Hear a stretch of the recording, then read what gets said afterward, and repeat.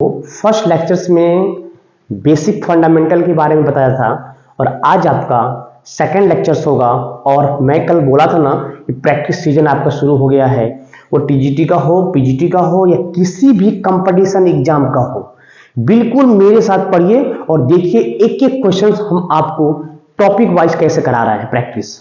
ज्यादा क्वेश्चन नहीं, बहुत बड़ा क्वेश्चन लेके हम लोग नहीं आएंगे, मात्र 5 क्वेश्चंस, मात्र 3 क्वेश्चंस, और ऐसे क्वेश्चंस आप उसको नोट डाउन करते रहेंगे मेरे साथ। आपके सामने मैंने 3 क्वेश्चन लिया हुआ है, एक डायमेंशन का, और तीनों डायमेंशन का ही क्वेश्चन है। और डायमेंशन बेस्ड क्वेश्चन कैसे पेपर में पूछे जाते हैं वो ध्यान दीजिएगा। मैं हूं अमित सिंह और आपका अपना प्यारा खूबसूरत सा channel physics bye Amit sir में आपका स्वागत है। प्रैक्टिस हम और आप एक साथ करेंगे ना, तो आने वाले 1 या 2 मंथ में नियर अबाउट हम लोगों के पास 1000 क्वेश्चन का कलेक्शन हो जाएगा हर टॉपिक का। कहां से पूछेंगे, पूछने दीजिए, मैं गारंटी दे रहा हूं आपको कि मेरे साथ प्रैक्टिस करेंगे तो आप 100% सिलेक्शन पाएंगे फिजिक्स के अंदर।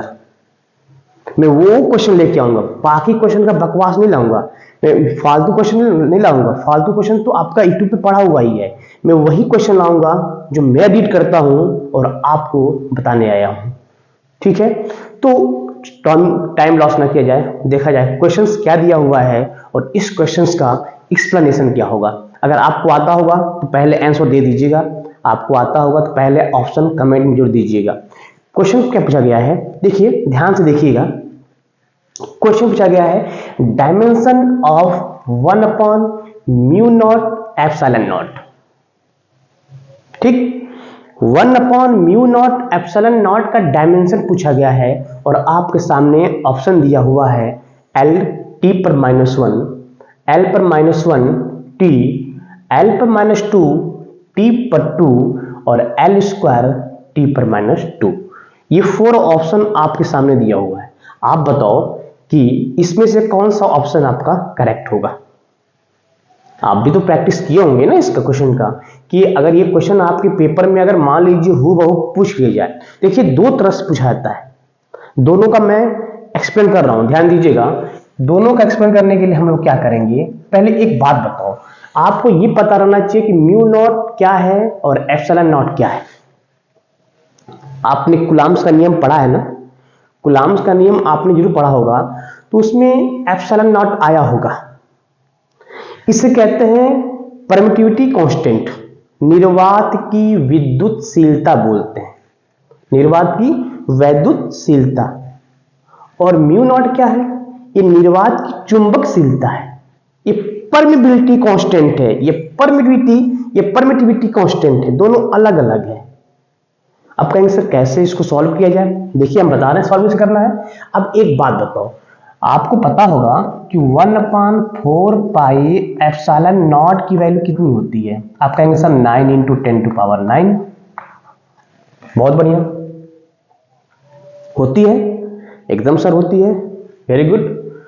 चलिए, और आपको ये भी पता होगा कि जब पढ़ रहे होंगे बायोसेवर्ट का नियम उसमें पढ़े होंगे, F = μ0/4 pi ideal sine theta upon r square, तो वहां पे आपको इसका जिक्र किया गया होगा।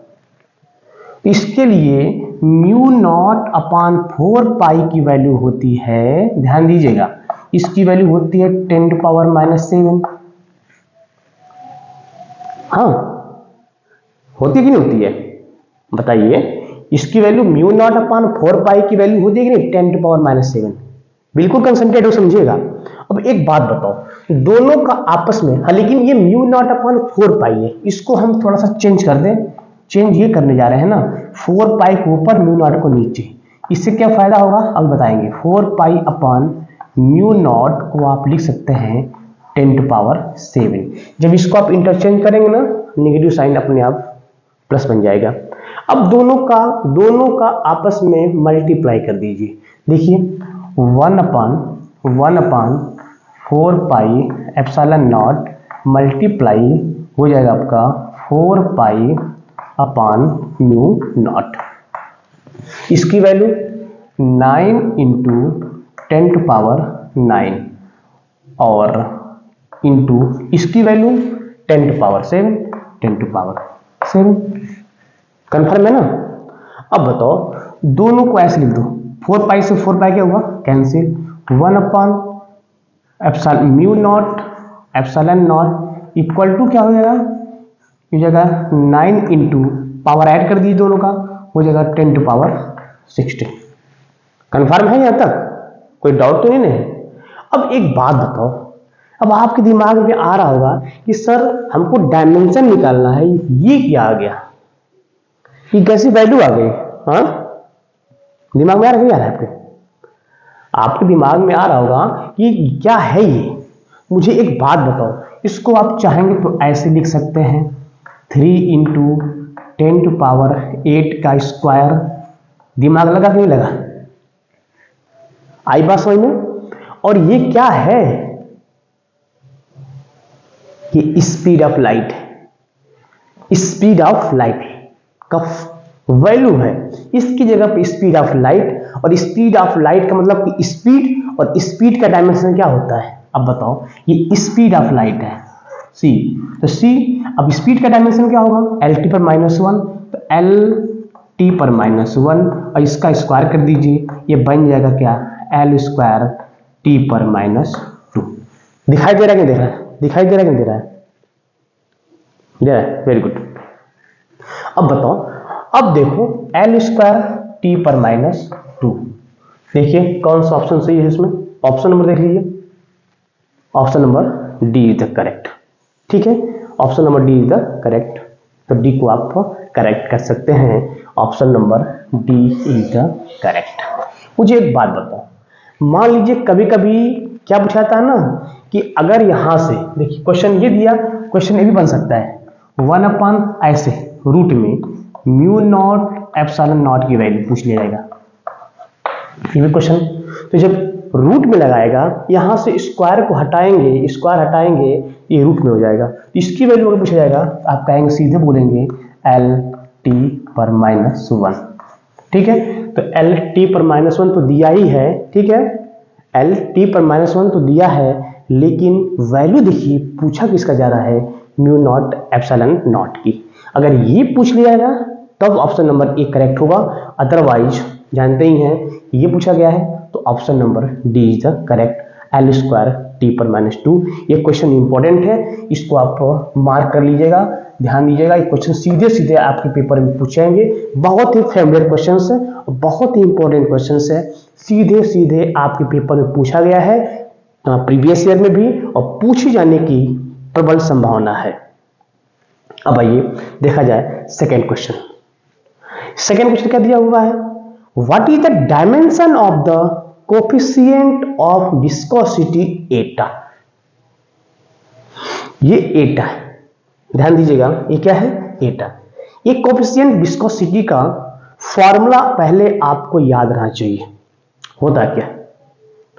कोफिशिएंट विस्कोसिटी का फॉर्मूला क्या होता है? डायमेंशन तभी निकाल पाएंगे, मैं पहले भी बताया था, पहले लेक्चर्स में मैंने यही बताया था कि डायमेंशन निकालने के लिए फंडामेंटल क्वांटिटी के साथ साथ फार्मूला का होना जरूरी है।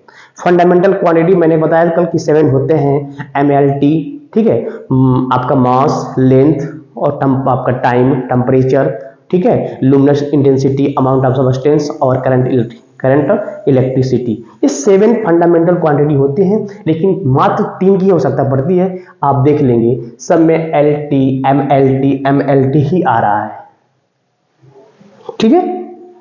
तो क्वेश्चंस अच्छे लेवल के आएंगे, प्रैक्टिस करना है आपको।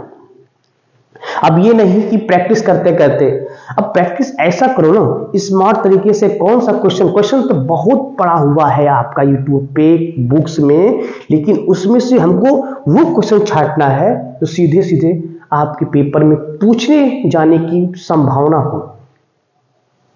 देखने से ही मालूम चल रहा है कि क्वेश्चन इंपॉर्टेंट है। चलिए देखा जाए सेकेंड क्वेश्चन। पूछा गया what is the dimension of the coefficient viscosity एटा, और कोफिशिएंट विस्कोसिटी का फॉर्मूला होता है, आपको पता होगा, F इक्वल टू होता है 6/eta RV। तो भाई फॉर्मूला याद रहना चाहिए 100%, मैं बता रहा हूं आपको, फॉर्मूला याद रहेगा तभी कर पाएंगे। अब मेरे साथ पढ़ रहे हैं ना, क्यों नहीं याद होगा यार, 5 बार 10 बार इसी को पढ़ो ना, क्यों नहीं याद होगा। F equal to 6 pi eta r v, F equal to 6 pi eta r into v, हमको निकालना है eta. Eta equal to F upon, video को इंड तक देखिएगा, अभी नहीं कि हमने देखा इसको नोट किया स्किप कर दिया।